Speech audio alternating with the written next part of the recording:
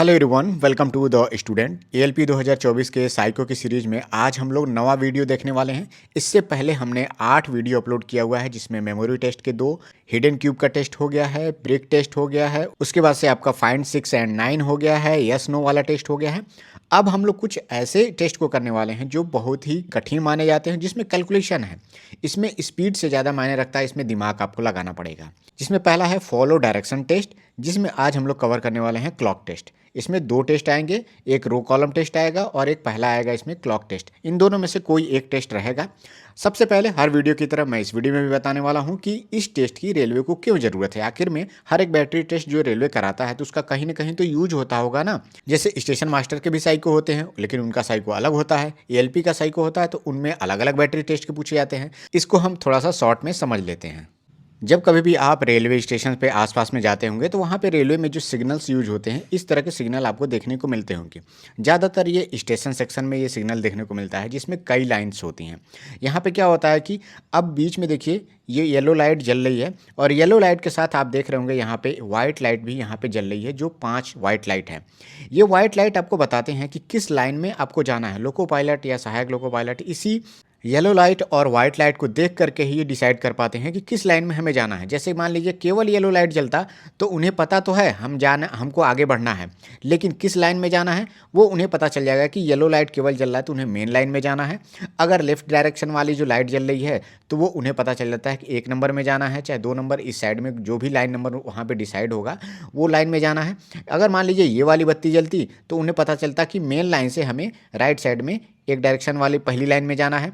अगर उसी तरह से पता चलता कि अगर ये लाइट जलती तो उन्हें पता चल जाता कि मेन लाइन से पहला जो लाइन कट रहा है उसमें नहीं जाकर के दूसरे वाला जो लाइन कट के जाएगा उस लाइन में उन्हें जाना है। तो इससे क्या होगा, उन्हें डायरेक्शन पता चलता है किस प्लेटफॉर्म पे जाना है। अगर पैसेंजर गाड़ियां हैं तो इसी से डिसाइड हो जाता है, उन्हें पता चल जाता है कि किस प्लेटफॉर्म पे जाएगी। हालांकि प्लेटफॉर्म का डायरेक्शन ये नहीं बताता है, ये बताता है कि किस लाइन पे जा रही है गाड़ी। और भी बहुत सारी चीज़ें हैं जो एएलपी और लोको पायलट को जानना होता है डायरेक्शन को लेकर के रेलवे में। तो इसीलिए डायरेक्शन फॉलोइंग डायरेक्शन वाला टेस्ट आपको रेलवे में कराया जाता है, जिसमें क्लॉक वाले में भी बहुत सारी चीज़ें डायरेक्शन को लेकर के उत्तर दक्षिण पूर्व पश्चिम इस तरह से लेकर के साउथ ईस्ट साउथ वेस्ट इस तरह की चीज़ों को लेकर के वहाँ पे डायरेक्शन से सवाल पूछे जाते हैं, जिसको आपको करना होता है। अब आते हैं क्वेश्चंस पे, जो कि आपको सॉल्व करना है, तभी आपका सिलेक्शन होगा। सबसे पहले मैं हर वीडियो में बताता हूँ कि इंस्ट्रक्शंस क्या रहते हैं। देखिए इसमें जो है कि क्लॉक वाले टेस्ट में आपको नंबर ऑफ क्वेश्चन 10 + 10 अर्थात 2 बैटरी टेस्ट इसमें पूछे जाएंगे। 2 क्लॉक पूछा जाएगा, जिसमें एक क्लॉक से रिलेटेड 10 क्वेश्चन रहेंगे, दूसरे क्लॉक से रिलेटेड 10 क्वेश्चन आपको देखने को मिलेगा।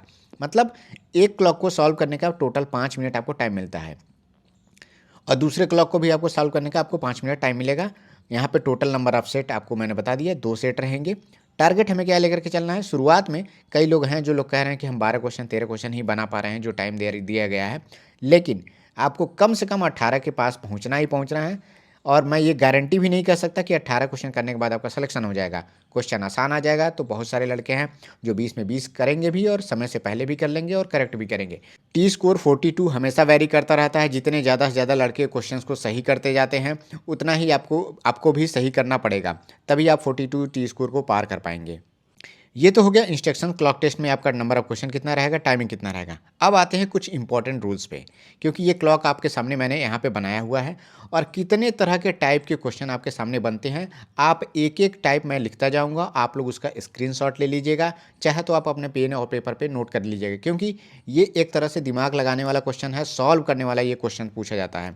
तो इसको क्या करना है, पेन पेपर आपको वहाँ पर नहीं मिलेगा, तो आपको माइंड में ही सारी चीज़ें सॉल्व करनी होंगी। तो उसके लिए सब चीज़ मैं बता रहा हूँ, रूल भी बताऊंगा, टाइप करके मैं बताऊंगा, तो एक एक चीज़ को ध्यान से थोड़ा सा आप देखिएगा।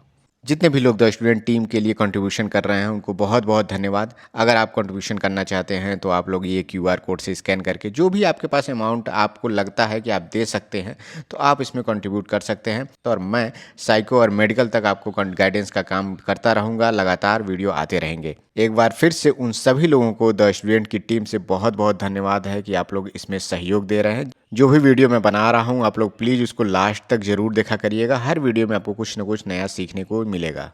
अब यहाँ पे मैं पॉइंट वाइज सारी चीज़ों को आपको बता रहा हूँ। सबसे पहला पॉइंट, अगर क्वेश्चन में कहता है कि आपको क्लॉकवाइज चलना है,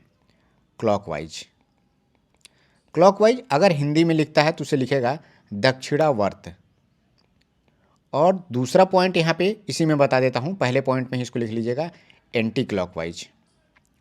एंटी क्लॉकवाइज की अगर बात करेगा, इसे लिखेगा हिंदी में वामावर्त, वामावर्त। अब यहाँ पे क्लॉक में मैं बता देता हूँ, अगर दक्षिणावर्त की बात करता है तो आप क्या हैं, सेंटर में बैठते हैं। क्लॉकवाइज क्या है, क्लॉक तो ऐसे ही चलता है, ये क्लॉकवाइज हो गया। दक्षिणावर्त जिसे आप कहेंगे क्लॉकवाइज। और अगर कहता है, क्वेश्चन में पूछा जाता है कि एंटी क्लॉकवाइज हमें चलना है तो हमें इस डायरेक्शन में चलना है, ये हो गया हमारा एंटी क्लॉकवाइज। ये चीज़ आपको एकदम क्लियर हो गई। अगर इस पॉइंट से भी आपको देखना है तो क्लॉकवाइज कहेगा तो इस डायरेक्शन में आपको जाना है क्लॉकवाइज, और इस डायरेक्शन में अगर आप जाएंगे तो ये हो जाएगा आपका एंटी क्लॉकवाइज। इस पॉइंट को आप नोट कर लीजिएगा, क्योंकि क्वेश्चन में पूछेगा कि घड़ी की सुई की दिशा में, अगर कहेगा कि घड़ी की सुई की दिशा में तो आपको समझ जाना है कि क्लॉकवाइज की बात कर रहा है। अगर कहेगा घड़ी की सुई की विपरीत दिशा में तो आप समझिएगा एंटी क्लॉकवाइज की बात कर रहा है। अगर लिखता है कि दक्षिणावर्त जाना है तो भी क्लॉकवाइज समझना है। अगर लिखता है वामावर्त जाना है तो आपको एंटी क्लॉकवाइज आपको समझना है। अब आते हैं दूसरा हमारा पॉइंट क्या है। अगर क्वेश्चन में पूछता है कि साउथ के दाएं, मतलब या तो कह सकता है कि दक्षिण के दाएं आपको जाना है, दक्षिण के दाएं कह सकता है, या फिर साउथ के राइट डायरेक्शन में, जैसा आपका लैंग्वेज हो आप इसी समझिए कि यही चीज़ पूछा गया है। अगर जो साउथ के दाएं, तो साउथ के अगर दाएं कहता है तो ये देखिए आपका साउथ डायरेक्शन है। अब इसके दायां किधर चलना है ये आपको पता करना है। देखिए जनरली हम लोग क्या करते थे कि जब रीजनिंग में हम लोग पढ़ते थे तो सीटिंग अरेंजमेंट में एक राउंड टेबल के पास अगर हम लोग बैठते थे तो हमेशा आप लोग किधर बैठते थे, हमेशा इसके इस डायरेक्शन, मतलब आप इसके परिधि पर बैठते थे, यहीं पर टेबल सेंटर में आप नहीं बैठते थे। तो इस डायरेक्शन में क्या होता था, जैसे मान लीजिए आप ए वाली पोजीशन पे बैठे हैं, तो अगर आपसे कहा जाए कि आपके दाएं पहले अंक पे कौन है, तो आपके दाएं पे यहाँ पे इस डायरेक्शन में आप चलते थे, दाएं डायरेक्शन में। अगर कहता था बाएं चलना है तो इस डायरेक्शन में आप चलते थे, ठीक है। लेकिन इस क्लॉक में आपका जो डायरेक्शन है वो बदल जाएगा। हमेशा आप बैठेंगे कहाँ पे, सेंटर में। एकदम इस बात को आप ध्यान दीजिएगा। अगर कहता है कि दक्षिण के दाएं तो सेंटर में आप बैठ जाइए और इस डायरेक्शन में दक्षिण की दिशा में आप फेस करिए। जब आप दक्षिण की दिशा में फेस करेंगे तो आपका जो दायां डायरेक्शन होगा वो आपका किधर हो जाएगा, इस डायरेक्शन में हो जाएगा। मतलब इधर आपका दायां हो जाएगा और इधर आपका बायां हो जाएगा। इस बात का आप बहुत ध्यान दीजिएगा, ये पॉइंट आप लिख लीजिएगा, बहुत इंपॉर्टेंट है। आपको रीजनिंग वाले कॉन्सेप्ट से कंफ्यूज नहीं होना है। हमेशा इसमें आपको अपनी पोजीशन है सेंटर पे बैठ करके ही लेकर के चलना है। अगर आपका डायरेक्शन इस डायरेक्शन में, अगर आप सेंटर पे बैठते हैं और आपका फेस इस तरफ है, कहता है पश्चिम के बाएं, तो जब आप इस डायरेक्शन में फेस करके बैठेंगे पश्चिम की तरफ में तो आपका बायां किधर हो जाएगा, इस तरफ होगा बायां आपका, ठीक है। मतलब बी की तरफ आपका बायां होगा। इस बात का आप ध्यान दीजिएगा। और इधर आपका दायां होगा। इसको और आसानी भाषा से कैसे याद रख सकते हैं, जैसे आप पेपर कर रहे हैं तो पेपर करेंगे तो जिस डायरेक्शन में आप बैठे हुए हैं, तो अगर मैं कहूँगा कि अगर पूछा जाएगा कि दक्षिण के दाएं जाना है तो आप बैठे रहेंगे तो आपका दाहिना हाथ तो इधर है, बायां हाथ आपका इधर है। तो आपका दाहिना हाथ भले ही इधर है लेकिन ये डायरेक्शन आपका बायां है, मतलब इधर आपको बायां मान के चलना है। जिसका मेन कॉन्सेप्ट कहाँ से आ रहा है, जो आपके सेंटर में बैठने से आ रहा है। अगर आप सेंटर में बैठेंगे और दक्षिण की तरफ फेस करते हैं तो आपका इधर वाला जो डायरेक्शन होगा, हाथ होगा, वो बायां हाथ होगा, इधर आपका दायां हाथ होगा। ये बात आपको यहाँ पर ध्यान देनी है। अब इसी में एक क्वेश्चन मैं बढ़ाता हूँ। कह रहा है कि दक्षिण के दाएं हमें दूसरा अंक हमें बताइए। दूसरा अंक अगर पूछता है तो इसको कैसे फाइंड करेंगे। यहाँ पे दो शब्दों का बहुत ही ध्यान से आपको ध्यान देना है, के और से। इन दोनों पॉइंट को मैं इसी कॉन्सेप्ट पे मैं बता दे रहा हूँ। दक्षिण के दाएं दूसरा अंक, दक्षिण कौन सा है, ये है आपका। कह रहा है कि इसके दाएं, तो दाएं आपको किधर जाना है, आपको दाहिने साइड में आपको इधर जाना है। कहा है कि दक्षिण के वाले कॉन्सेप्ट पे अभी आते हैं। तो अगर कहता है दक्षिण के दूसरा अंक तो हमें दक्षिण वाला जो पॉइंट है उसको नहीं कंसीडर करना है। मतलब हमारा पहला पॉइंट ये हो जाएगा। जब के कहेगा तो हमें वो पॉइंट को पहला नहीं कंसीडर करना, मतलब N1 को हमें पहला नहीं कंसीडर करना है, उसके बगल वाले को पहला और इसको हम D5 को दूसरा कंसीडर करेंगे। तो अगर पूछता है दक्षिण के दाएं दूसरा अंक कौन सा है तो हमारा D5 है। तो यहाँ पे अंक को हम लिखेंगे ना कि D5 को लिखेंगे। तो अंक कौन होगा हमारा, 5 हो जाएगा। दक्षिण के दाएं दूसरा अंक 5 हो गया। लेकिन अगर कहता है कि दक्षिण से दूसरा अंक कौन है, दक्षिण से दाएं दूसरा अंक कौन है, तो आप क्या लिखेंगे, N1 हमारा जो होगा वही पहला अंक हो जाएगा। अगर से लिखता है तो हम उसी अंक को, उसी डायरेक्शन को पहला कंसीडर करेंगे और दूसरा हमारा हो जाएगा B2 और इसके अंक को हमें लिखना है तो से के कंडीशन में वो हमारा 2 हमारा इसका सही जवाब हो जाएगा। अब आते हैं हम तीसरे कॉन्सेप्ट पे। तीसरा कॉन्सेप्ट ये है कि अगर लिखता है क्वेश्चन में कि उत्तर के सामने वाला अंक कौन सा है, पूरा लैंग्वेज मैं यहाँ पे नहीं लिख रहा हूँ, कह रहा है कि उत्तर के सामने कौन सा अंक है, तो उत्तर वाला डायरेक्शन हमारा ये है K3 और इसके जस्ट सामने हमारा दक्षिण होगा, तो इसका अंक क्या हो जाएगा 1। N1 लिखा है लेकिन अंक के बारे में अगर पूछा है तो 1 इसका सही जवाब हो जाएगा। अगर सामने की जगह पे लिखता है विपरीत, तो विपरीत भी हमारा क्या होगा, वही होगा। उत्तर के विपरीत जस्ट हमारा जो है दक्षिण है और इसका अंक पूछेगा तो N1 लिखना है। वहीं अगर लिखता है कि पूरब के सामने, तो पूरब के सामने पश्चिम है और अंक पूछेगा तो D5 में 5 लिखना है। मतलब सामने और विपरीत ये दोनों सेम ही कंडीशन है, इसको अलग अलग नहीं समझना है। पिछली बार इसमें भी बहुत सारे लड़कों को कन्फ्यूजन हो रहा था, लेकिन मेरी बात मानिए, सामने और विपरीत दोनों एक ही बात लिखी गई है और दोनों का मतलब एक ही होता है।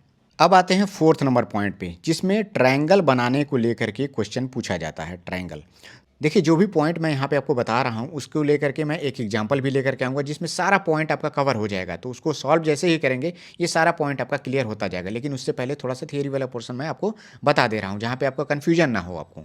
अब देखिए ट्रायंगल को लेकर के पहला क्वेश्चन क्या पूछता है कि 3 बिंदुओं को मिलाने पे, जैसे कहता है कि K3 को C3 से मिला देते हैं, C3 को हम D5 से मिला देते हैं और D5 को हम K3 से मिलाने पर जो ट्रायंगल बन रहा है उसका शीर्ष क्या होगा, ये पूछता है क्वेश्चन में। ठीक है, तो हम सबसे पहले क्या कर लेते हैं, K3 को हम C3 से मिला देते हैं, C3 को D5 से मिला दिया और D5 को K3 से मिला दिया।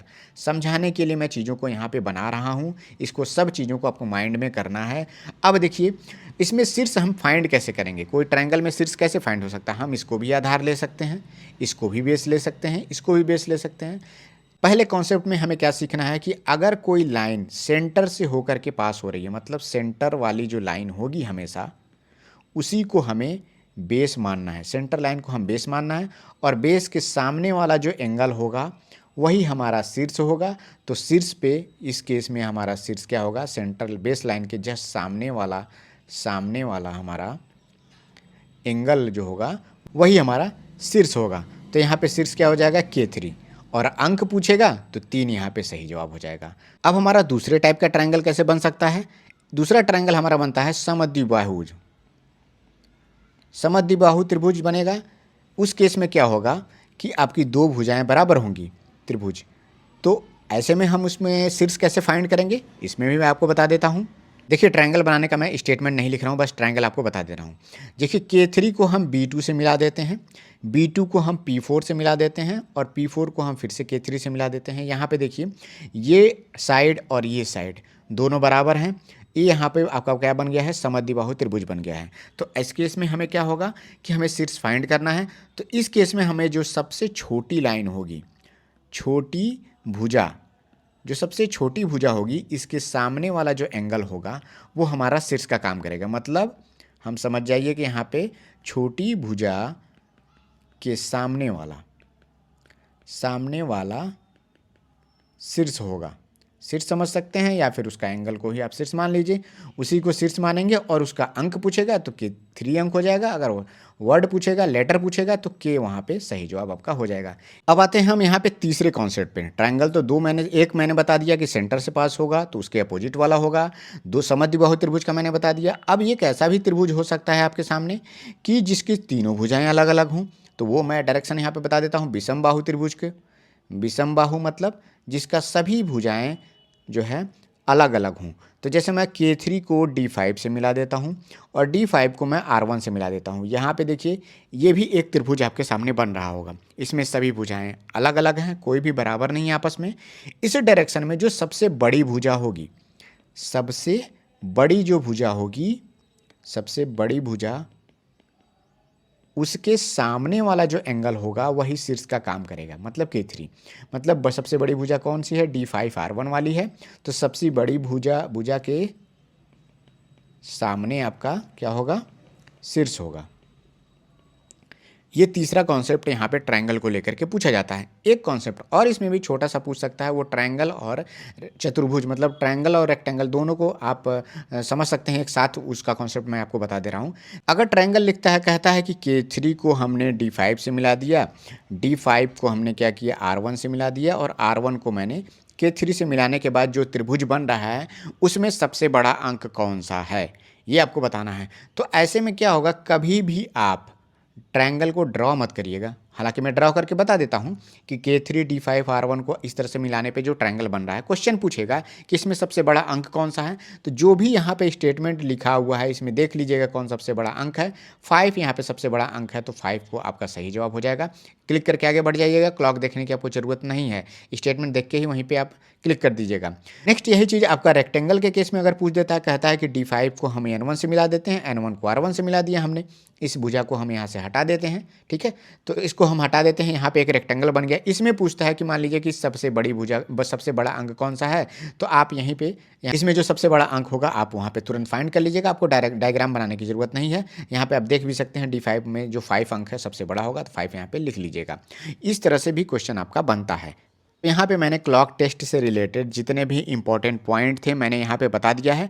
अब क्वेश्चन को देखते हैं, एक टेस्ट हम लोग सॉल्व करते हैं, उसमें जितना भी मैंने यहाँ पे पॉइंट बताया है वहाँ पे सब कुछ आपका एकदम आसानी से क्लियर हो जाएगा। और वीडियो अगर आपको अच्छा लग रहा है तो प्लीज़ आप लोग वीडियो को लाइक करा करिए, और अगर आप लोग सब्सक्राइब करते हैं तो मुझे बहुत ही खुशी होती है। इस बीच में बहुत ज़्यादा लोग हम लोगों से जुड़ रहे हैं, और आपका जो फीडबैक मुझे मिलता है मुझे बहुत ही प्रसन्नता होती है कि लोगों को अच्छा लगता है, फ्री में ये चीज़ें मिल जाती हैं आपको। और इतना बढ़िया से मैं ज़्यादातर देखता हूँ वीडियो में नहीं बताया गया रहता है। हालांकि किसी भी टीचर पे मैं उंगली नहीं उठा रहा हूँ, सभी को अच्छी तरह से चीज़ें आती हैं, साइको को लेकर के वो पढ़ा रहे हैं चीज़ों को, और वो लोग अच्छा पढ़ाते भी हैं। लेकिन मैं कोशिश कर रहा हूँ कि जो भी आपका कॉन्सेप्ट है वो आपका क्लियर होना चाहिए, और अधिक से अधिक जो इन्फॉर्मेशन है मैं आपको दे सकूँ, जिससे आपका एग्जाम में क्वेश्चन गलत ना हो। अब देखिए आपके सामने एक एग्जांपल है। यहाँ पे लेफ्ट साइड में आपके एक क्लॉक बना हुआ है, और राइट साइड में आपके 5 क्वेश्चन दिख रहे होंगे। एग्जाम में भी ऐसे ही आता है, लेफ्ट साइड में जो आपका क्लॉक है वो हमेशा फिक्स रहेगा, और इधर जो आपके क्वेश्चंस रहेंगे ऊपर नीचे होते रहेंगे, 1 2 3 4 5, क्योंकि एक ही स्क्रीन पे 10 क्वेश्चन नहीं आ पाएगा, तो ऊपर नीचे वो होता रहेगा। लेकिन क्लॉक आपका वेरी नहीं करेगा, क्लॉक आपका एक ही जगह पर रहेगा, जिससे आपको बार बार पेज इधर उधर करने की ज़रूरत नहीं है। आप क्वेश्चन पढ़िए, क्लॉक देखिए, क्वेश्चन पढ़िए, क्लॉक देखिए, और वहाँ पर जस्ट आपको सामने आंसर क्लिक करना होगा। अब देखिए सबसे पहले यहाँ पे पहला जो क्वेश्चन आपको पूछ रहा है, क्वेश्चन सॉल्व करने से पहले मैं एक चीज़ और बताना भूल गया था कि यहाँ पे डायरेक्शन को लेकर के ये चीज़ बहुत ही बेसिक है, सभी लोगों को पता होगा। हमेशा जो है आप ऊपर उत्तर होता है, नीचे दक्षिण होता है, और राइट साइड में आपका पूरब और लेफ्ट साइड में आपका पश्चिम होता है। अगर कहता है उत्तर पूर्व की बात, तो इस डायरेक्शन में आपको ध्यान देना है, उत्तर और पूरब के बीच में। अगर कहता है पूरब और दक्षिण के बीच में, तो आपको इस डायरेक्शन में ध्यान देना है। अगर कहता है उत्तर पश्चिम की बात करता है, तो इस डायरेक्शन में आपको ध्यान देना है। इसी तरह से आपका दक्षिण और पश्चिम करता है या पश्चिम दक्षिण करता है, तो आपको इस पॉइंट पर आपको ध्यान देना है। ये बहुत ही बेसिक चीज़ है, बचपन से आप सीखते आ रहे होंगे। आप मैप देखते होंगे तो सेम मैप की तरह ही ये भी कॉन्सेप्ट है यहाँ पे। अब आते हैं क्वेश्चन पे। एग्जाम में देखिए ये सेट आपके सामने 5 मिनट के लिए ओपन होगा, जिसमें आपको 10 क्वेश्चन करने होंगे। मतलब हर एक क्वेश्चन को आपको सॉल्व करने के लिए 30 सेकंड का आपको टाइम मिलेगा। हो सकता है कुछ क्वेश्चन ऐसे हों जो 10 सेकंड में सॉल्व हो जाए, कुछ क्वेश्चन ऐसे हों जिसमें 30 सेकंड लग जाए। लेकिन आपका कॉन्सेप्ट अगर अच्छा है, क्लियर है, थोड़ी फास्ट आप कैलकुलेशन कर सकते हैं, मतलब दिमाग आप तेज़ी से लगाते हैं, डायरेक्शन का जो फाइंड है आप बहुत तेज़ी से करते हैं, तो उसमें क्या होगा कि आपका क्वेश्चन ये 5 मिनट के अंदर हो जाने वाला सेट है। बहुत सारे लड़कों को दिक्कत आ रही है, लेकिन अभी मैं बताऊँगा तो वो चीज़ें आपको समझ में आ जाएंगी। सबसे पहले क्वेश्चन में हम आते हैं। पहला क्वेश्चन हमारा कह रहा है कि C1 को G2 से अदला बदली करना है, मतलब एक्सचेंज करना है। तो एक्सचेंज करने वाला कॉन्सेप्ट भी आप समझ लीजिए। C1 को अगर G2 से बदलने की बात की जा रही है, तो पूरा C1 हमारा यहाँ पे आएगा और G2 यहाँ पे आएगा। लेकिन सबसे पहले मैं यही कहूँगा कि जब भी आप क्वेश्चन पढ़ना शुरू करिए, जैसे ही क्वेश्चन आप देख लेते हैं, पहला ही लाइन इन्होंने यहाँ पे लिखा हुआ है, तो तुरंत आप क्लॉक पे मत आइए। पहले आप 5 से 6 सेकंड के अंदर पूरे लाइन को आप पढ़िए। कभी कभी ये होगा कि आपको क्लॉक पे जाने की भी ज़रूरत नहीं पड़ेगी, आपको वहीं से स्टेटमेंट से ही आपका आंसर पता चल जाएगा। तो आपको बार बार जैसे आप रीजनिंग में क्वेश्चन सॉल्व करते थे, तो उस तरह से आपको नहीं करना है। यहाँ पे पहले स्टेटमेंट को पूरा पढ़ लेना है। क्वेश्चन में कह रहा है कि C1 को G2 से रिप्लेस करने पे, एक्सचेंज करने पे कह रहा है कि उत्तर पश्चिम का अंक कौन सा है। तो उत्तर पश्चिम तुरंत आपका डायरेक्शन में पता होना चाहिए कि A3 की बात हो रही है। क्वेश्चन में कह रहा है कि C1 को हम G2 से रिप्लेस करते हैं, तो C1 को G2 से हम रिप्लेस भी करेंगे तो A3 वाली जो पोजीशन है उस पर कोई फर्क नहीं पड़ेगा। तो उसमें पूछा है कि अंक कौन सा है, तो A3 वाला जो अंक है वो 3 हो जाएगा। तो 3 यहाँ पे सही जवाब हो जाएगा। पहले का सही जवाब क्या हो गया, 3। 5-6 सेकंड में आपने पढ़ा है, देखते ही तुरंत आपने 2-3 सेकंड में लगा लिया। तो मुझे लगता है कि अधिक से अधिक ये 15 सेकंड लगेगा, इससे ज़्यादा नहीं लगेगा। अब आते हैं दूसरा क्वेश्चन क्या कह रहा है कि उत्तर से पश्चिम जो है घड़ी की दिशा में चलने पर सबसे बड़ा अंक कौन सा है। उत्तर हमारा कौन सा है, उत्तर है ये, और पश्चिम कौन सा है हमारा, पश्चिम है ये। लेकिन कहा है कि घड़ी की दिशा में हमें चलना है, मतलब क्लॉकवाइज डायरेक्शन में चलना है। तो हमें इस डायरेक्शन में चलना है, क्लॉक की डायरेक्शन में, इस डायरेक्शन में हमें नहीं चलना है। इसका आपको ध्यान देना है। उत्तर से पश्चिम की ओर हमें अगर घड़ी की दिशा में चलते हैं तो कह रहा है कि सबसे बड़ा अंक कौन सा है। तो 1, 5, 4 ऐसे देखते जाइए, तुरंत 5 मिला आंसर। आप यहाँ पे 5 आंसर क्लिक करिए, आगे बढ़िए। नेक्स्ट क्वेश्चन है तीसरा नंबर का, कह रहा है कि उत्तर को दक्षिण से बदलने पर दक्षिण के दाएं चौथे अक्षर का अंक क्या होगा, ये आपको निकालना है। तो इसमें क्या कहा है कि उत्तर दिशा को हमें दक्षिण दिशा में बदलना है, मतलब जहाँ पे उत्तर है उसको हमें दक्षिण लिख देना है, और जहाँ पे दक्षिण है वो हमें उत्तर लिखना है। तो मैं यानी से डिनोट कर दे रहा हूँ। उसके बाद से कह रहा है कि बदलने पर दक्षिण के दाएं चौथे अक्षर का अंक क्या है। तो ऊपर हमारा साउथ हो गया है, तो इसके दाएं अगर चलना है तो दाएं का मतलब हो गया आपका क्लॉकवाइज, और बाएं का मतलब हो गया आपका एंटी क्लॉकवाइज। ये आप शॉर्ट तरीके से आप याद कर सकते हैं, लेकिन उसका जो कॉन्सेप्ट है आपका वो मैंने बताया है कि सेंटर में अगर आप दिशा की तरफ मुँह करके बैठेंगे, जिस भी दिशा की तरफ आप मुँह करके बैठते हैं, तो वहाँ जो आपका दायां होगा और आपका बायां होगा, उसी तरह से ये कॉन्सेप्ट बना है। तो आप आसानी से समझने के लिए आप समझ सकते हैं कि अगर दाएं की बात करेगा तो आपको क्लॉकवाइज चलना है उस पोजीशन से, और बायां कहेगा तो आपको एंटी क्लॉकवाइज चलना है। तो कह रहा है कि दक्षिण के दाएं चौथे अक्षर का अंक कौन सा है। तो दक्षिण के बोला है, मतलब आपको ये इस पोजीशन को पहला नहीं मानना है, हमें यहाँ से काउंटिंग करनी है, पहला, दूसरा, तीसरा और चौथा। तो इस पोजीशन पे कौन सा अंक है, तो F3 का 3 हो जाएगा। तो इसका सही जवाब हो जाएगा 3, क्योंकि यहाँ पे F3 जो अक्षर और अंक है उसको बदलने की बात नहीं कहा गया है, केवल आपको दिशा को बदलने के कहा गया है। अब आते हैं फोर्थ नंबर क्वेश्चन क्या कह रहा है। कह रहा है कि B2 को F3 से, H1 को D5 से अदला बदली करने पर पूरब के सामने का अंक कौन सा होगा। B2 कहाँ पे है, B2 यहाँ पे है। F3 कहाँ पे है, F3। इन दोनों को आपस में बदलना है। तो इन दोनों को आपस में बदलने से क्या होगा, पूरब के सामने वाला अंक क्या होगा, वो वैरी नहीं करेगा। तो इन दोनों पे ध्यान आपको नहीं देना है। कह रहा है कि H1 को D5 से बदलना है, H1 को D5 से बदलना है, मतलब ईस्ट के वाला जो अंक है यहाँ पे D5 चला जाएगा और H1 यहाँ पे आ जाएगा। तो देखिए क्वेश्चन में कह रहा है पूरब के सामने, तो दिशा नहीं बदलेगी, इसका आपको ध्यान देना है। ऐसा नहीं है कि पूरब यहाँ पे चला आएगा और पश्चिम यहाँ चला जाएगा, ये ध्यान दीजिएगा। पूरब यहीं पे रहेगा और पूरब के सामने वाला जो अंक पूछेगा तो हमेशा जो सही जवाब होगा D5 होगा, क्योंकि यहाँ पे D5 लिखा था जो कि बदलने की बात की गई है H1 से। तो यहाँ पे सही जवाब आपका हो जाएगा 5। अब आते हैं नेक्स्ट क्वेश्चन पे, देखते हैं पांचवा क्वेश्चन। कह रहा है कि A3 को G2 से, G2 को E4 से, E4 को C1 से तथा C1 को पुनः A3 से मिलाने पर जो चतुर्भुज बनता है उस चतुर्भुज में कौन सा अंक सबसे बड़ा है। मैंने अभी थियरी वाले पोर्शन में भी बताया था कि ऐसे क्वेश्चन आता है तो आपको डायग्राम बनाने की ज़रूरत नहीं है। जो भी यहाँ पे अक्षर लिखे हैं और उसका डिजिट भी लिखा हुआ है, इसमें देख लीजिए सबसे बड़ा अंक कौन सा है। तो 4 यहाँ पे सबसे बड़ा अंक है, इसका सही जवाब आपका 4 हो जाएगा। चाहे तो आप डायग्राम बनाइए, इसमें आपका समय लगेगा जिसकी हमें ज़रूरत नहीं है। अब आते हैं नेक्स्ट क्वेश्चन पे, 6 नंबर पे। 6 में कह रहा है कि A3 को E4 से तथा C1 को G2 से अदला बदली करने पर दक्षिण पूरब का अंक कौन सा होगा। तो A3 को हम E4 से बदल दिया, ठीक है। C1 को कह रहा है कि G2 से बदलना है, बदल दिए। कह रहा है कि दक्षिण पूरब का अंक कौन सा है। तो दक्षिण पूरब में कौन सा अंक है, यहाँ पे दक्षिण पूरब वाली पोजीशन है, ये वाली पोजीशन है। तो अंक इसको बदलने पे कोई फर्क नहीं पड़ेगा, हमें A3 को E4 से बदलना है जो कि पहले स्टेटमेंट में कहा है। तो यहाँ पे जो अंक हो जाएगा A3 होगा, जिसका अंक है 3। तो इसका सही जवाब हो जाएगा 3। दूसरा स्टेटमेंट से हमें कोई लेना देना नहीं है इसमें। नेक्स्ट है हमारा यहाँ पे 7 नंबर क्वेश्चन। कह रहा है कि पूरब से पश्चिम जो है हमें घड़ी की दिशा में जाने पर कौन सा अंक C1 के विपरीत में होगा। ये बहुत अच्छा क्वेश्चन है, यहाँ पे आप समझ जाइए। सामने और विपरीत दोनों सेम कंडीशन है, आपको मैं पहले ही बता चुका हूँ, तो इसका आप ध्यान रखिएगा। कह रहा है कि पूरब से हमें पश्चिम जाना है जो कि घड़ी की दिशा में। तो पूरब हमारा यहाँ पे है और पश्चिम हमारा यहाँ पे है। घड़ी की दिशा मतलब क्लॉकवाइज की बात कर रहा है, इस डायरेक्शन में हमें जाना है। कह रहा है कि C1 के सामने, तो जैसे ही हम इधर से होते हुए जाएंगे और यहाँ पे हम C1 हमारा यहाँ पे मिलेगा।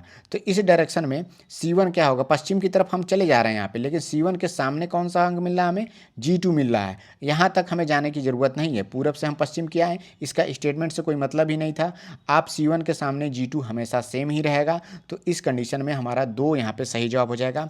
पहले वाले स्टेटमेंट से ज़्यादा कुछ लेना देना है नहीं यहाँ पे, क्योंकि आप यहाँ भी चले जाइए, चाहे यहाँ पे चले जाइए, चाहे इधर से भी जाइए, अगर कह दिया है कि C1 के सामने जो अंक है विपरीत में कौन सा अंक है तो वो तो हमेशा फिक्स ही रहेगा। तो G2 यहाँ पे सही जवाब हो जाएगा। अब देखिए 8 नंबर का क्वेश्चन क्या कह रहा है कि H1 के दाहिने 5वें अक्षर का अंक कौन सा है। ये आपको ध्यान देना है, के यहाँ पे बोला है, के मतलब क्या करना है, हमें उस अक्षर को नहीं गिनना है हमें। तो H1 हमारा यहाँ पे है, इसके दाहिने की बात की गई है तो दायां हमारा इधर होगा, ना कि इधर होगा। इसका आपको ध्यान देना, सेंटर में आप बैठ करके इस डायरेक्शन में फेस करेंगे तो आपका दाहिना हमारा इधर होगा। कह रहा है कि इसके दाएं 5वें अक्षर का अंक कौन सा है। तो पहला हमारा ये हो जाएगा, दूसरा ये हो गया, तीसरा ये हो गया, चौथा ये हो गया और 5वां हो गया यहाँ पे। और 5वें अक्षर का अंक कौन सा है, तो 4 यहाँ पे सही जवाब हो जाएगा। तो अंक हमारा 4 हो जाएगा। ये 8वें का सही जवाब हो गया। नेक्स्ट क्वेश्चन हमारा 9th नंबर का, थोड़ा सा लेंदी है लेकिन इसको सॉल्व करना है। कह रहा है कि B2 को D5 से, D5 को H1 से, H1 को B2 को मिलाते हुए एक त्रिभुज का निर्माण करना है। उस त्रिभुज के शीर्ष के, इसको ध्यान देना है, शीर्ष के वामावर्त दूसरा अंक कौन सा होगा, ये हमें निकालना है। सबसे पहले B2 को हमें D5 से मिलाना है। तो B2 को D5 से हमने मिला दिया, D5 को H1 से मिलाना है, H1 से हमने मिला दिया, और H1 को B2 से मिलाना, हमने ये मिला दिया।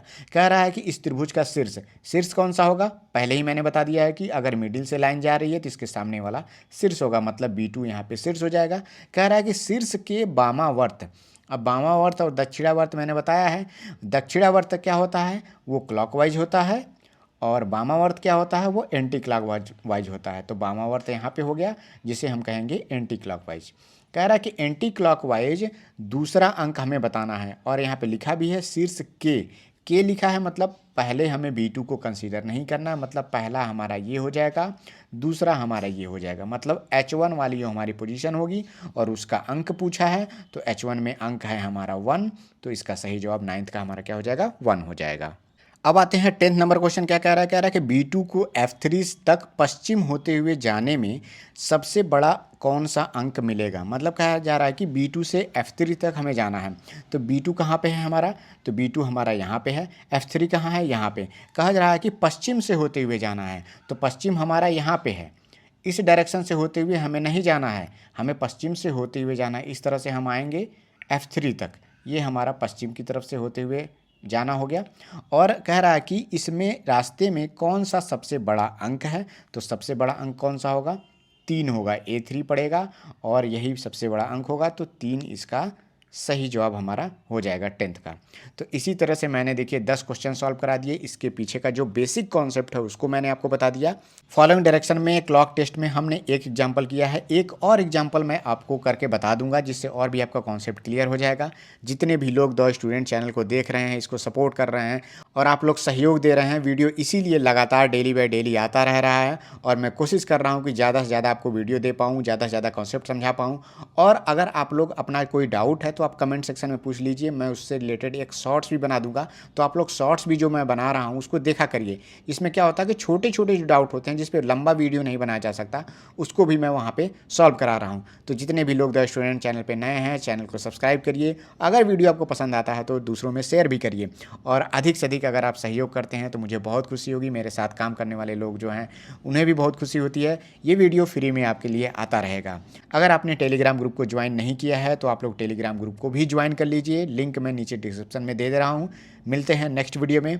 Thank you, all the best.